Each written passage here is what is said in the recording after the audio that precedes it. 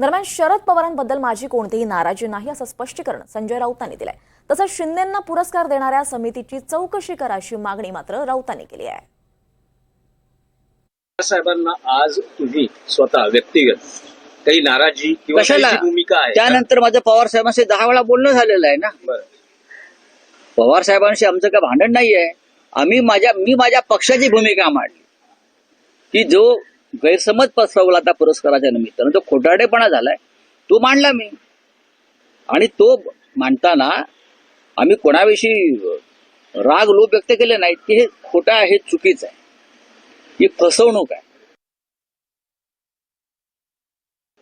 तो पुरस्कार अखिल भारतीय मराठी साहित्य संमेलनाचा नव्हता. पुण्यातली एक खाजगी संस्था आहे सरहद म्हणून, त्या संस्थेचा पुरस्कार महाराष्ट्र सदन त्यासाठी वापरलं गेलं.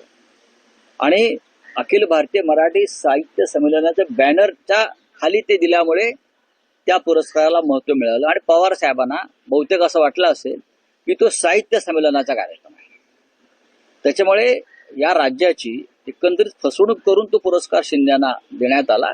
त्याच्या मागे काहीतरी मोठी गडबड आहे, वेगळ्या प्रकारची. ती गडबड काही सगळ्यांना माहिती आहे.